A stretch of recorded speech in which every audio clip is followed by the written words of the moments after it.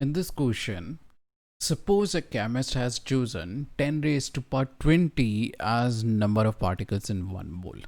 ठीक है, एक मोल के अंदर 10 raise 6.022 into 10 raise to power 23 की जगह अगर 10 रेज टू पावर 20 चूज किया होता केमिस्ट ने, what would be the molar mass of oxygen?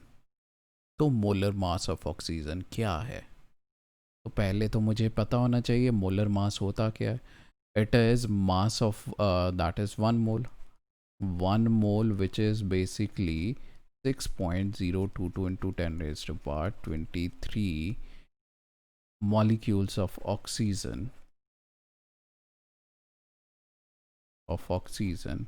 का जो मास होता है, जो हमें पीरियोडिक टेबल से पता है, that is 32 gram. Because oxygen molecule की बात कर रहे हैं, ऑक्सीजन एटम की बात नहीं कर रहे हैं. Molecule is made up of 2 atoms of oxygen which is 16 into 2, तो 32 आएगा.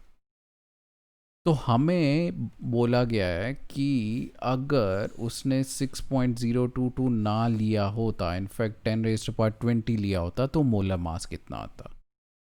तो obviously 10 raise to power 20 molecules of oxygen का जो मास होता, जो भी एक्स ग्राम इसका मास आता, उसको हम क्या बोलते? Molar mass. बात समझ में लगती है? तो can you understand, he simply asking 10 raise to power 20 molecules of oxygen का मास कितना है, सिर्फ वही पूछ रहा है वो. घुमा फिरा कर ये यही पूछ रहा है कि 10 raise to power 20 molecules of oxygen का मास कितना है. तो मुझे 6.02 इंटू 10 रेज टू पावर 23 का पता है, तो 10 रेज टू पावर 20 का निकालना क्या मुश्किल है? बिल्कुल नहीं.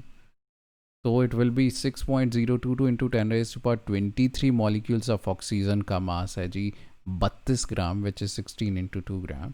तो 10 रेज टू पावर 20 मॉलिक्यूल का कितना होगा? सिंपली कैलकुलेट करो, answers come out to be 5.31 into 10 raise to power -3 gram.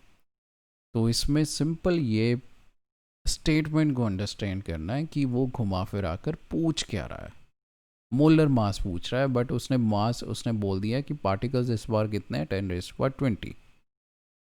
तो घुमा फिरा कर उसने पूछा कि 10 raise to power 20 molecules of oxygen का मास कितना होगा.